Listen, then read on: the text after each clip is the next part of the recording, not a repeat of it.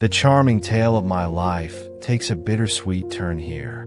Our final examinations were over, and I had just completed the joint entrance examinations. I was confident of my performance, and, as it turned out, I secured an excellent score, earning a seat at the prestigious ISC, Bengaluru. You might think that's fantastic, and it is, but the problem was, I wouldn't be able to see Arya again, at least not until I completed my studies. Joining ISC wasn't child's play.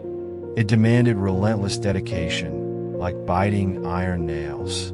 But I couldn't bring myself to feel entirely grateful for my success. Meanwhile, Arya had decided to take a drop year to prepare for NET, aspiring to become one of the best doctors in the country and serve people at minimal cost.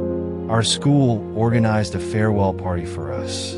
On the surface, everything seemed fine, celebratory even. But about an hour into the event, there was a power cut. The generator didn't power the art room, so it remained in darkness. I looked around for Arya, hoping to talk to her one last time, but she was nowhere to be seen. Worried, I began searching for her and eventually found her in the art room, sitting quietly while her friends chatted around her. It was dim, so it took me a moment to realize she was there. I lingered outside the room, unsure of what to say. Eventually, her friends came out, and one of them congratulated me on my score and wished me well for my future. But Arya remained silent, standing back in the shadows. As she turned to leave, I noticed something, a small droplet of water glistening in the faint light. It wasn't just water, it was a tear. My heart sank. I later learned from Vana that Arya had gone home, insisting to her friends that she wasn't feeling well. Unable to stay at the party any longer, I went home too. I knew Arya was crying, though her friends, distracted by the darkness, hadn't noticed. I called her. After several rings, she finally picked up. "Hey," I said, "why did you leave?" "I was looking for you." There was a pause before she replied. "I was feeling bored, so I came home." "Why were you crying then?"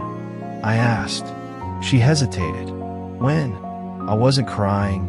You can fool your friends, but not me," I said firmly. "I know something's bothering you. You have no reason to cry.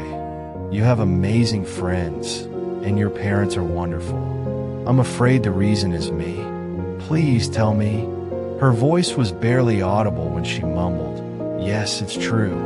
I don't want you to go away. I want you to stay." I stayed silent, unsure of how to respond. She continued, "But how did you know?" "My friends were with me the whole time. Even they didn't notice." "I could feel it," I said. "When you're feeling low, there's someone else in the world who suffers with you. It's you," she whispered. "Only you understand my thoughts and feelings so perfectly." "Arya, listen to me," I said, my voice steady but heavy with emotion. "I swear, no matter where I am, no matter what situation I'm in, I will never let you out of my mind. Even if we're 1,000 miles apart, our hearts will always be connected. We are one soul in two bodies, one incomplete without the other." "Thank you," she said softly. "Those words are enough to erase every sorrow in my life. But I need you to promise me something." "What is it?" I asked.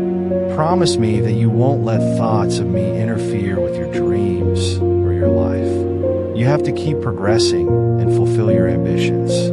If a moment ever comes when you have to choose between me and your dreams, you must choose your dreams first." "Arya, come on," I protested. "You're you, and my dreams are dreams. There will never be a situation like that. Don't worry." "No," she insisted. "Promise me." I paused for a long moment before finally agreeing. "Okay, I promise."